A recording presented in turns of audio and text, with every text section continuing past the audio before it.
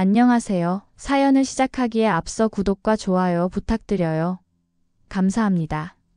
사연 시작해 볼게요. 제가 39살이 되던 해 드디어 결혼을 앞두고 있었어요. 솔직히 좀 늦은 나이죠. 주변에서도 언제 결혼하냐는 소리를 워낙 많이 들어서 귀에 못이 박힐 정도였거든요. 그런데 이 사람을 만나고 나서는 이 사람을 만나려고 그동안 기다렸구나 싶을 정도로 정말 좋았어요. 예비 아내는 27살로 저보다 12살 어렸지만 제 눈에는 정말 너무 예쁘고 사랑스러웠어요. 물론 나이 차이가 있다 보니 가끔은 철없는 모습을 보일 때도 있었죠. 하지만 그런 모습조차도 저한테는 귀엽고 사랑스러워 보였어요. 첫눈에 반했다는 말이 이런 건가 싶을 정도로 그녀에게 푹 빠져 있었거든요. 만난 지는 1년 남짓 되었는데 그 짧은 시간 동안 저는 정말 행복했어요. 회사에서도 표정이 밝아졌다고 할 정도였으니까요. 동료들도 제가 웃는 일이 많아진 걸 눈치채곤 했어요. 그래서 결혼 이야기가 나왔을 때 다들 축하해주고 언제 보여주냐며 궁금해했죠. 결혼 준비를 하는 동안에도 저는 정말 즐거웠어요. 예비 아내가 원하는 건 웬만하면 다 들어줬어요. 신혼여행지도 그녀가 가고 싶어 하는 곳으로 정했죠. 사실 제 취향과는 좀 달랐지만 그녀가 행복해하는 모습을 보는 게 더 좋았어요. 예비 아내에 대해서는 많이 알고 있다고 생각했어요. 어릴 적에 부모님이 이혼하시고 아버지와 함께 살았다고 들었고 지금은 친구와 함께 산다고 했거든요. 집에 데려다 준다고 동네 근처에서 내려달라고 하는 게 조금 이상하긴 했지만 친구와 함께 사니까 불편할 수도 있겠다 싶어서 크게 신경 쓰지 않았어요.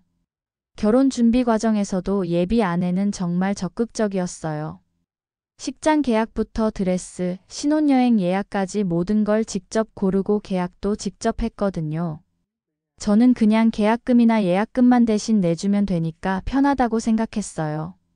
사실 그때는 그녀가 그렇게 꼼꼼하고 책임감 있는 사람이라고 여겼거든요. 드디어 청첩장이 나왔어요. 정말 예쁘게 나왔다며 예비 아내가 자랑스러워하는 모습을 보니 저도 덩달아 기분이 좋아졌어요. 청첩장을 받아든 순간 드디어 결혼하는구나 하는 실감이 났죠. 39년을 혼자 살다가 이제 가정을 꾸리게 된다는 게 믿기지 않을 정도로 설렜어요. 회사에 가서 동료들에게 청첩장을 돌리기 시작했어요. 다들 축하한다며 언제 한번 보여달라고 하는데 그때 예비 아내 사진도 함께 보여줬어요. 정말 예쁘다며 부러워하는 동료들을 보니 저도 뿌듯했어요. 역시 제 안목이 틀리지 않았구나 싶었거든요. 그런데 과장님의 반응이 좀 이상했어요. 청첩장을 받아보시더니 갑자기 표정이 굳어지는 거예요. 그러더니 예비 아내 사진을 자세히 들여다보시더라고요. 한참을 보시더니 갑자기 큰 소리로 말씀하셨어요. 말도 안 돼. 이 여자가 결혼할 여자라고?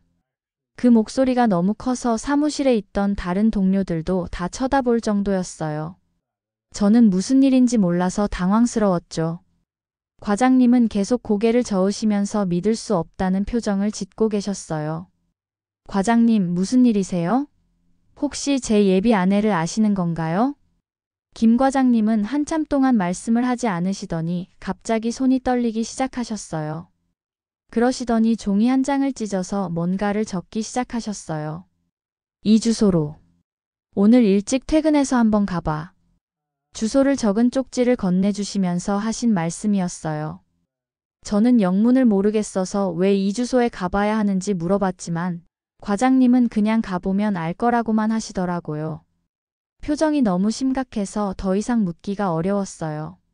하루 종일 그 주소가 머릿속을 떠나지 않았어요. 도대체 무엇 때문에 과장님이 그렇게 놀라셨던 걸까요? 혹시 예비 아내가 과거에 무슨 문제라도 있었던 건 아닐까? 온갖 상상이 머릿속을 스쳐 지나갔어요. 점심시간에도 밥맛이 없었어요. 동료들이 결혼 축하한다며 이런저런 이야기를 해도 제대로 대답하지 못했어요.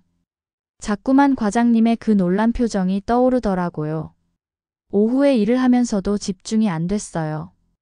컴퓨터 화면을 보고 있으면서도 자꾸만 딴 생각만 하게 되더라고요. 여러 가지 생각이 복잡하게 얽혀 있었어요. 결국 참을 수 없어서 서둘러 퇴근했어요. 주소를 보니 제법 큰 아파트 단지였어요. 이런 곳에 뭐가 있다는 걸까 궁금했어요. 주차장에 차를 대고 동호수를 확인해 보니 14층이더라고요. 그런데 주차장에서 우연히 과장님을 만났어요. 과장님도 저를 보시고는 놀라시는 것 같더라고요.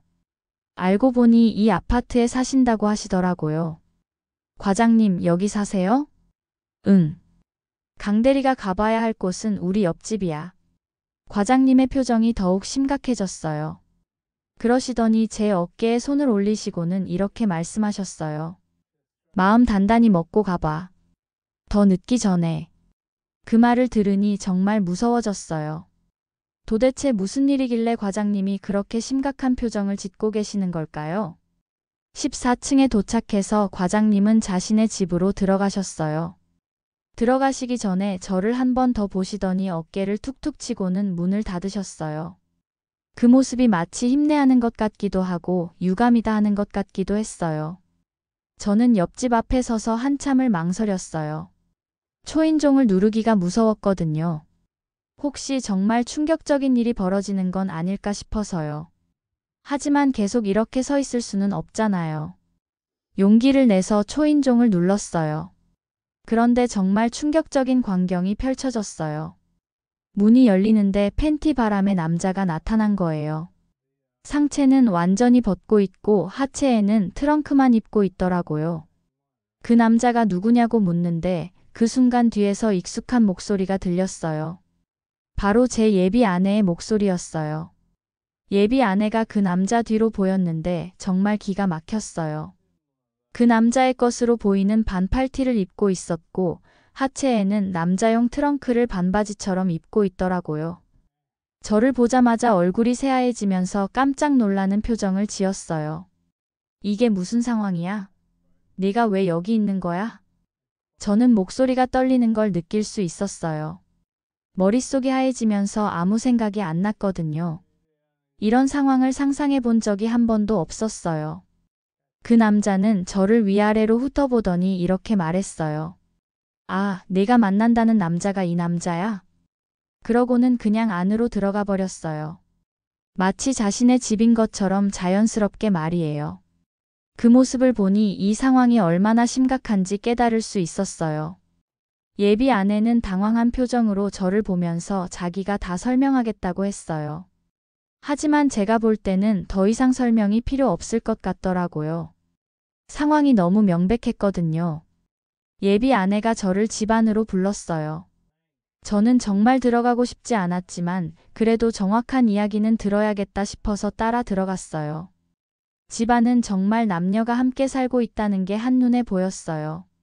거실 소파에는 남자 옷과 여자 옷이 함께 널려 있었거든요.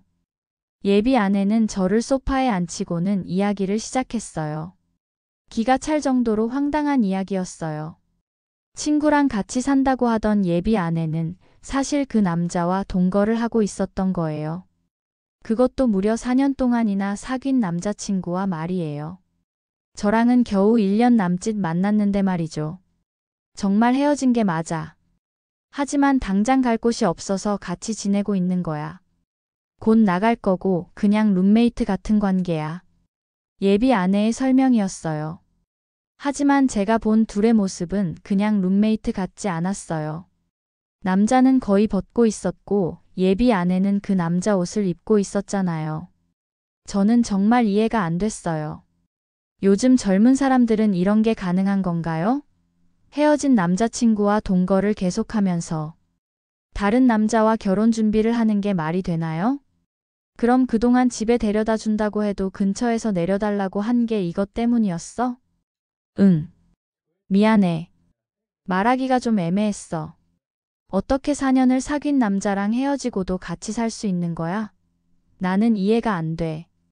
저는 목소리를 높이지 않으려고 노력했지만 속이 너무 답답했어요. 1년 동안 정말 진심으로 사랑했다고 생각했는데 알고 보니 이런 상황이었다니요. 나는 믿을 수 없어. 결혼은 지금이라도 없었던 걸로 하자. 저는 더 이상 참을 수가 없어서 그렇게 말했어요. 이런 상황에서 결혼을 계속 진행할 수는 없잖아요. 아무리 사랑한다고 해도 한계가 있는 거죠. 처음에 예비 아내는 속여서 미안하다고 했어요. 정말 그런 게 아니라고 오해라고 하더라고요. 하지만 저는 이미 집안을 둘러봤고 그 남자의 모습도 봤고 예비 아내의 모습도 봤어요. 더 이상 변명할 여지가 없다고 생각했어요. 도저히 그냥 넘어갈 수 없어. 이쯤에서 끝내자. 제가 단호하게 말하자 갑자기 예비 아내의 태도가 돌변했어요. 지금까지 미안하다고 하던 사람이 갑자기 화를 내기 시작한 거예요. 시간 낭비했네. 그러니까 그 나이 먹도록 결혼도 못한 거야. 정말 기가 막혔어요. 자신이 저를 속였으면서 오히려 저한테 화를 내는 거예요. 12살 차이인데 너무 양심 없는 거 아냐? 이기적인 새끼. 그 말을 들으니 정말 허탈했어요. 제가 지금까지 뭘 한 걸까 싶더라고요. 이런 사람과 결혼을 하려고 했다니. 정말 어리석었어요. 저는 더 이상 그 집에 있고 싶지 않았어요. 한시라도 빨리 나가고 싶었거든요. 그래서 아무 말 없이 일어나서 문 쪽으로 향했어요. 예비 아내가 뒤에서 불렀지만 돌아보지 않았어요. 문을 나서는데 다리에 힘이 없더라고요. 정말 많이 충격을 받은 것 같았어요. 엘리베이터를 기다리는 동안에도 머릿속이 하얘져서 아무 생각이 안 났어요. 주차장에 내려가니 과장님이 기다리고 계시더라고요. 제 표정을 보시고는 바로 아셨나 봐요. 괜찮냐? 과장님이 걱정스러운 표정으로 물어보셨어요. 하지만 사실 하나도 괜찮지 않았어요. 39년을 살면서 이렇게 큰 충격을 받은 적이 없었거든요. 과장님, 소주 한잔 하실래요? 근처 포장마차에 가서 소주를 시켰어요. 과장님이 먼저 말씀하셨어요. 그래도 식 올리기 전에 알아서 얼마나 다행이냐. 똥 밟았다고 생각해. 과장님의 위로였지만 그 순간에는 위로가 되지 않았어요. 너무 충격이 커서 아직 정신을 차리지 못했거든요. 과장님은 어떻게 아셨어요? 저 둘이 같이 산 지 3년은 됐을 거야. 뭐라 했는지는 모르지만 둘이 지금도 만나고 있는 사이야. 아파트에서 유명해. 때와 장소도 가리지 않고 그렇게 애정행각을 한다고. 과장님의 말을 들으니 정말 비참했어요. 아파트에서 유명할 정도라니. 제가 얼마나 바보 같았던 건지 깨달았어요. 소주를 몇 잔 마시고 나서야 조금 정신이 드는 것 같았어요. 집에 돌아와서도 잠이 오지 않았어요. 계속 오늘 본 광경이 머릿속에 맴돌았거든요.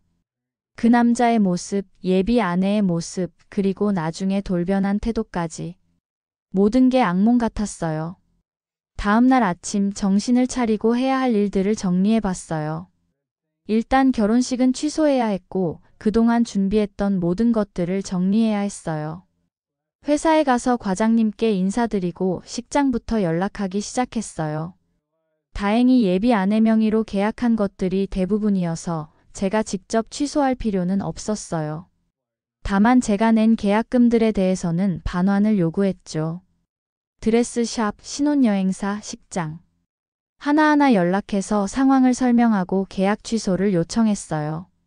업체들도 이런 일이 종종 있나 보더라고요. 생각보다 쉽게 처리해 주시더라고요. 위약금 문제가 제일 골치 아팠어요. 하지만 계약자가 예비 아내였기 때문에 저는 위약금을 낼 의무가 없다고 분명히 했어요. 대신 제가 낸 계약금은 반환해달라고 요구했죠. 예비 아내한테서도 연락이 왔어요. 처음에는 사과하는 내용이었다가 나중에는 위약금을 어떻게 하느냐는 내용이더라고요. 저는 간단 명료하게 답장했어요. 계약은 당신 명의로 했으니 위약금도 당신이 내. 그 이후로는 연락을 받지 않았어요. 더 이상 할 말도 없었거든요. 일주일 정도 지나니 정신이 좀 드는 것 같았어요. 물론 아직도 충격에서 완전히 벗어난 건 아니었지만 적어도 일상생활은 할 수 있을 정도가 되었어요. 동료들이 무슨 일이 있었는지 궁금해했지만 자세한 설명은 하지 않았어요. 그냥 개인적인 사정으로 결혼을 취소했다고만 했죠. 과장님도 다른 사람들한테는 말씀하지 않으셨어요. 한 달 정도 지나고 나서 생각해보니 정말 다행이었던 것 같아요. 만약 결혼식을 올리고 나서 이런 사실을 알았다면 어떻게 됐을까요? 아니면 결혼 후에 알았다면요? 생각만 해도 끔찍했어요. 과장님 말씀이 맞았어요. 똥 밟았다고 생각하고 털어내는 게 나았어요. 비록 1년이라는 시간과 감정을 낭비했지만 더 큰 불행을 막을 수 있었으니까요. 지금 생각해보면 신호는 있었어요. 집에 데려다 준다고 해도 근처에서 내려달라고 했던 것, 가끔 연락이 안 되던 시간들, 주말에 급하게 약속을 취소하던 일들. 모든 게 이유가 있었던 거네요. 그때는 사랑에 눈이 멀어서 그런 신호들을 무시했던 것 같아요. 아니, 무시한 게 아니라 아예 의심하지 않았던 거죠. 그 사람을 완전히 믿고 있었거든요. 이제는 조금 더 신중해졌어요. 사람을 믿는 것도 좋지만 너무 맹목적으로 믿어서는 안 되겠다는 생각이 들었거든요. 특히 결혼 같은 인생의 큰 결정을 내릴 때는 더욱 신중해야 한다는 걸 깨달았어요. 과장님께는 정말 감사했어요. 만약 김 과장님이 알려주시지 않았다면 저는 아마 결혼식을 올렸을 거고 나중에 더 큰 상처를 받았을 거예요. 요즘은 다시 혼자만의 시간을 즐기고 있어요. 1년 동안 결혼 준비에만 매달렸던 시간들을 생각하면 이제는 제 자신을 위한 시간을 가져도 될 것 같아요. 새로운 취미도 찾아보고 운동도 다시 시작했어요. 언젠가는 정말 좋은 사람을 만날 수 있을 거라고 생각해요. 이번 일로 인해 사람 보는 눈도 생겼고 무엇보다 진실한 관계가 얼마나 소중한지 깨달았거든요. 그 예비 아내와는 완전히 연락을 끊었어요. 가끔 SNS에서 보이기도 하지만 더 이상 관심 없어요. 오히려 그 4년 사귄 남자친구와 어떻게 지내는지 궁금하기도 해요. 아마 여전히 같이 살고 있겠죠. 결국 그게 진짜 관계였으니까요. 이 일을 겪고 나서 느낀 게 참 많아요. 무엇보다 사람을 너무 쉽게 믿어서는 안 된다는 것, 그리고 결혼 전에는 상대방에 대해 정말 확실히 알고 해야 한다는 것이었어요. 39살에 이런 일을 겪는 게 창피할 수도 있지만 오히려 감사하게 생각해요. 더 늦었다면 회복하기도 더 어려웠을 테니까요. 그리고 이제라도 진실을 알 수 있어서 다행이에요. 주변에서는 빨리 다른 사람을 만나라고 하지만 저는 서두르지 않으려고 해요. 이번에는 정말 신중하게 확실하게 결정하고 싶거든요. 제 인생에서 가장 중요한 결정 중 하나니까요. 앞으로는 더 신중하지만 동시에 더 당당하게 살아가려고 해요. 이번 일로 인해 상처받긴 했지만 더 성숙해질 수 있는 기회이기도 했으니까요. 그리고 언젠가 정말 좋은 사람을 만나서 행복한 가정을 꾸릴 수 있을 거라고 믿어요. 지금은 그때를 위해 차근차근 준비하는 시간이라고 생각하고 있어요. 제 긴 이야기를 끝까지 들어주셔서 감사합니다. 구독과 좋아요, 알림 설정까지 잊지 마세요.